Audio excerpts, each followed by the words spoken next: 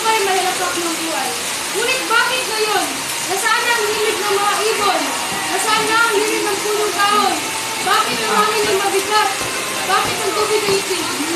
Anong nangyari sa pagunlad ng tao? Tila nakalimutan natin ang kalikasan na isang lumakad sa atin.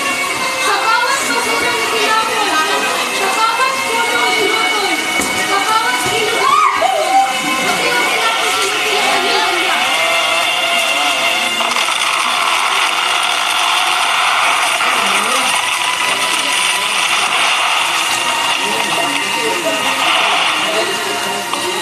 Ang sayo na ito, hindi lamang pagtatanga. Ito ay paalala. Paalala ng minsan na ito ay matanda. Ngunit ang nakawais nito, hindi pinagkakala sa kanyang ito. Nakain mo nito hanggang sikat. At para sa kanilin, hanggang ito.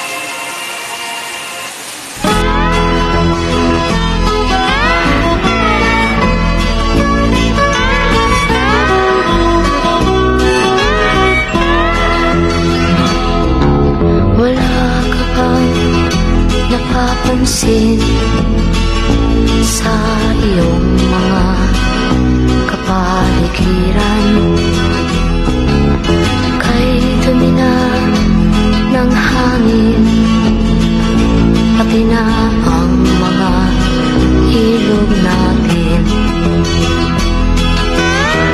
Hindi nga masamang pagunlad at malayo-layo na rin ang ating narating.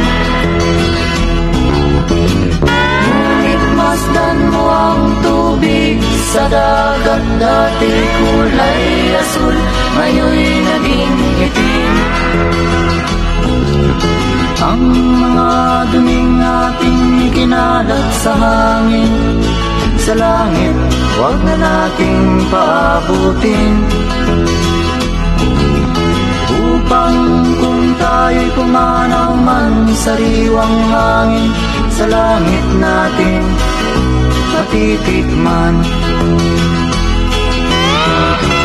Mayroon lang akong hinihiling, sa aking pagpanaw sana ay tagulan.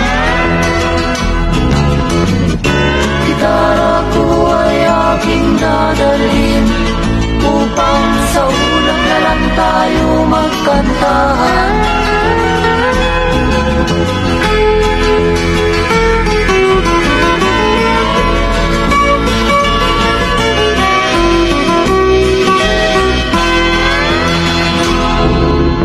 Ang mga batang ngayon lang isinilang, may hangin pa kayang matitikman? May mga puno pa kaya silang aakyatin? May mga ilog pa kayang lalamuyan? Bakit di natin pag-isipan ang nangyayari sa ating kapaligiran? Hindi nga masamang pagunlad kung hindi nakakasira ng kalikasan. Darating ang panahon, mga ibong dala ay wala nang madadapuan. Masdan mo ang mga punong dati ay kay katag, ngayon'y namamatay dahil sa ating kalukuhan.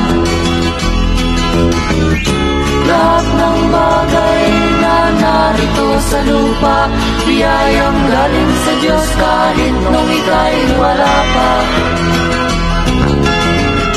Ingatan natin at huwag nang sirain pa, pagkat pag kanyang linawi tayo'y mawawala na. Mayroon lang akong hinihiling, sa aking pagpanaw sana ay tagulan. Gitara ko ay aking dadalhin, upang sa ulap na lang tayo